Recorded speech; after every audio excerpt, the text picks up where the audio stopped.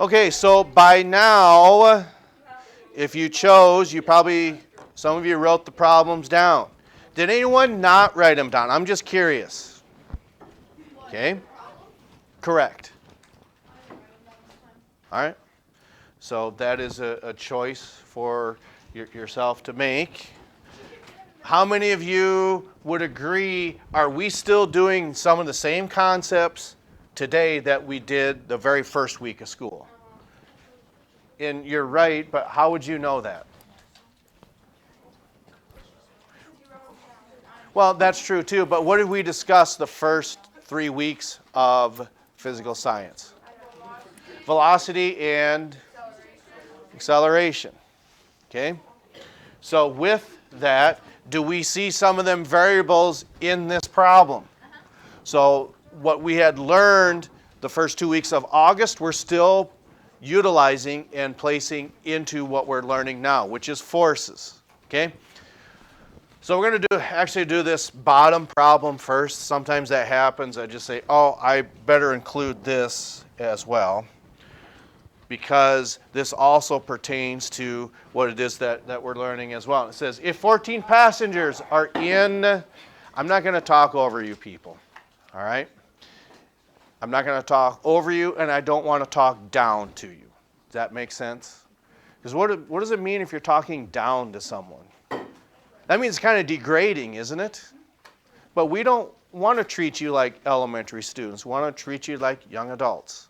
So if that's the case, let's make it easier for ourselves. If 14 passengers are in an elevator and is suspended, okay? So if it's suspended in air, maybe someone is exiting the elevator, maybe someone's walking into the elevator. Because what does that mean if it's suspended in the air? Yeah, it's hanging, it's not moving, okay? So then, what is the force exerted on the 3,000 kilogram elevator? So with that, this also gives us a weight.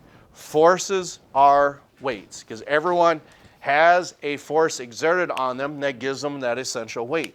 Because when you take your physical or anytime you go to the doctor's office, they'll have you jump up on the scale and then give you your weight for that, which is also measured in newtons as a force. And weight are the same thing.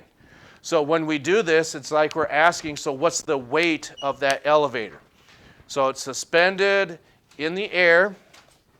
So that must mean there's something being exerted on that elevator as it's being suspended. And what would that possibly be according to your physics intuition? Gravity. That's right. So what happens is gravity is pulling down on that elevator. So what do we know in this problem? Mass is 3,000 kilograms. Okay? You could say A, you could say G, but we'll just keep it as A, 9.8 meters per second squared. So then, what's the question asking? So how do we calculate force?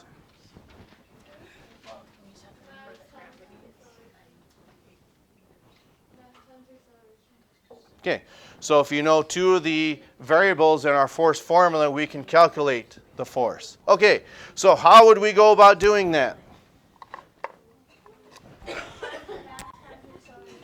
So our force then is going to equal, what's going to go inside those parentheses?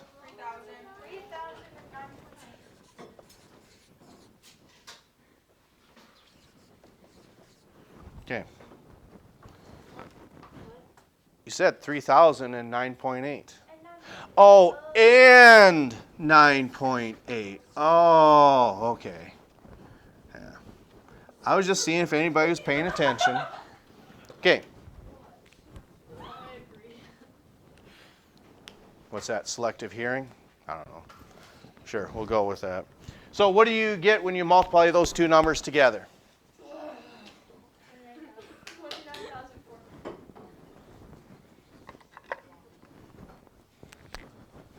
So the force equals 39,004. 29. Okay? And how's that labeled? N for newtons. Okay? Which is also a weight. Okay? So weight and force are the same thing. Okay? Can we erase that? Okay?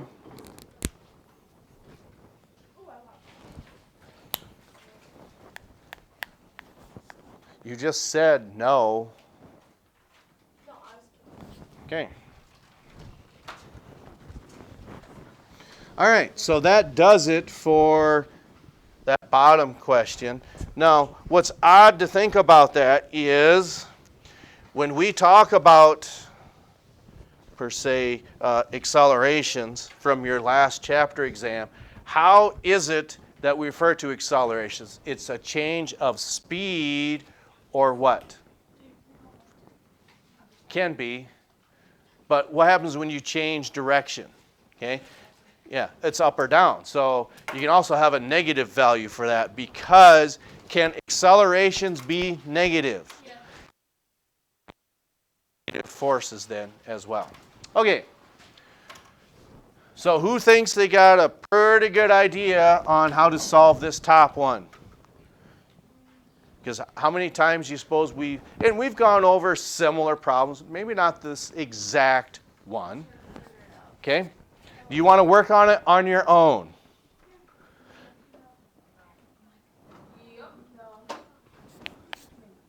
Okay, so with that, again, should you have problems with this, what can you do? What is your initiative, the choice that you can make? What can you do? You're going to ask myself, right? I was talking with the seniors with this. I said, I don't think I'm that non-approachable, am I? I said, I'm not the devil or anything like that. You might think so. But I'm not that mean, am I? I might have bad breath by drinking coffee, but you know, you've been around long enough when you're taking these exams. I'll get some of these Listerine pocket packs, and yeah, hopefully my breath isn't that bad. I'm not that mean. Is that not true? Okay. No offense taken. But we are here to help you, okay? But unless you address that issue, it's not going to get any better, okay? So you can always go back and watch what we have done if there's any questions on what it is that we're doing. Okay, so you've read the problem. What is the next thing that you should do? So what do we know in this problem?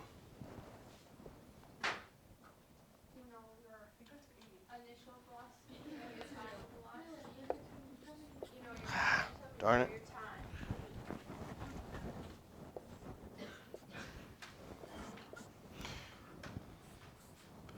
Okay, what is the question ultimately asking for? Okay, so what was the force? What two things do we need to know to solve for force?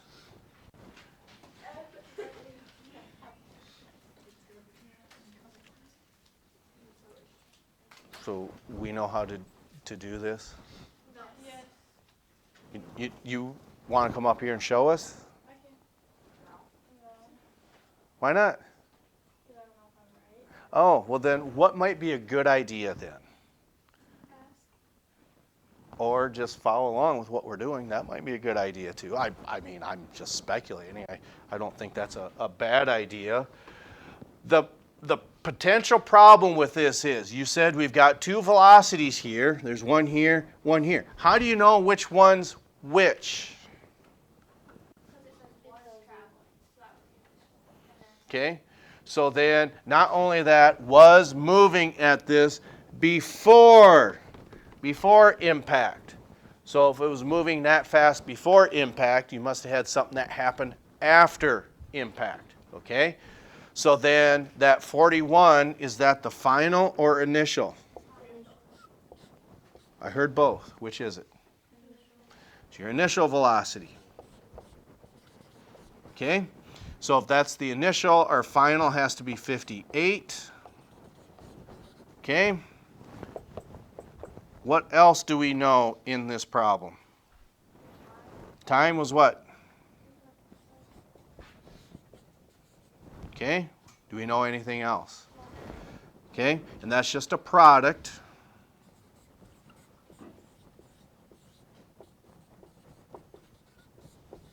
Because remember, to solve for force, we need to know the mass and the acceleration. But what's the problem here?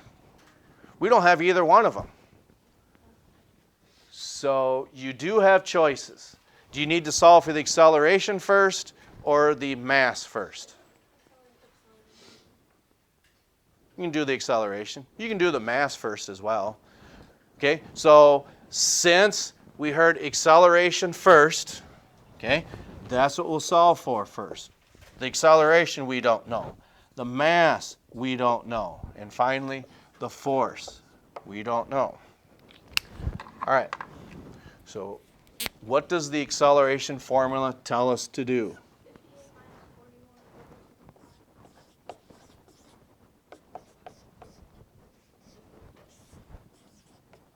So on the left-hand side, we've got our acceleration.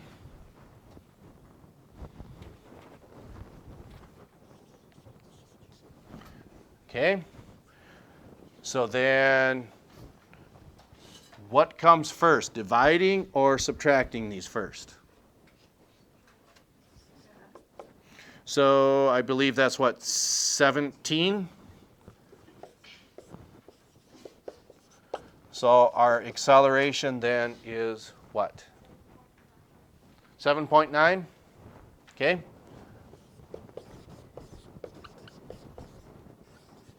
Why are we putting meters per second squared? Because it's an acceleration, not a velocity. Okay, then we're getting closer. We've got this one now. But how are we going to find our mass? Where do you see mass in all of your formulas with anything that we have left over? So these are no longer going to be used. Okay? Because we need to define that acceleration, and we've got that. So on your formula sheet, what is it that we see that a momentum can help us? Actually, I shouldn't have put a box around all of them. Which one of these three variables is still needed? Okay? So whoever had said VF, and we need this one yet, and you're sitting here, I don't know if I can follow this. Okay? Whoever said VF is correct. That might be a person that you might want to approach and say, can you please help me with this? Chances are they'll probably help you with it. Okay? So what's the significance of this variable and what we have left? And what's that going to help us with this? We need to find the mass. And can we do that? Yes. Okay? So what does momentum equal? Okay? We don't have the mass, but... Okay? So what do we want to put on the left-hand side of our equation?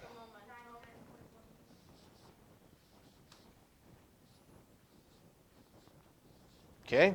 What goes on the right side of our equation?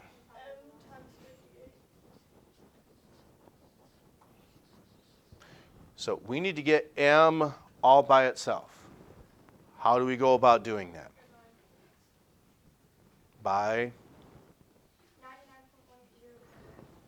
Okay, so we have to divide each side by 58. And once we do that, these cancel. What does our mass equal?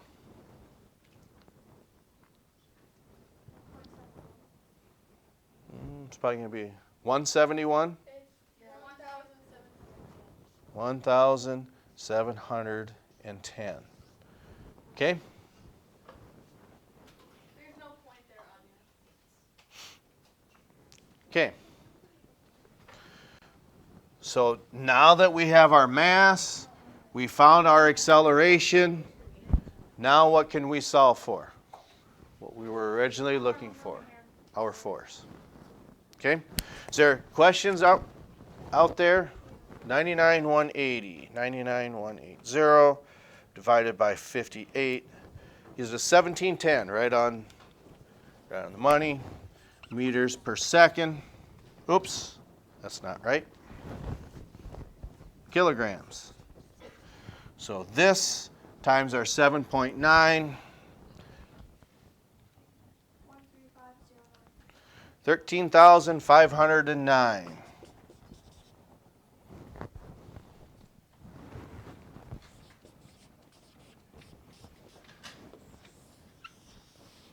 So that might be important because, let's say these guardrails, maybe they're rated to withstand 12,000 newtons of force. So if that's the case, is this going to be a structural failure if they're rated only up to 12,000? What happens if you exceed that? It's going to fail. And if it can withstand 15,000 newtons, it's probably going to be okay. It was 2-3 years ago. I've got a story problem that we deal with. Does anyone here watch college football? It was before the University of Oklahoma took the field. They had a Sooner is just a name for someone who settles as they moved west. So it's a settler, really. So the wagon was coming out, the horse-drawn cart. They took the turn a little too sharp, going too fast. So the forces involved caused that wagon to tip over on the football field. So there's a reason these numbers actually do mean something. Okay, we're not just writing these out just to say, how can we punish these students today? No, we're not punishing you. We're allowing you to be critical thinkers with a good work ethic. Okay, so that's all I have. Next, we're going to go over to the lab, but before, we'll catch up to you next time.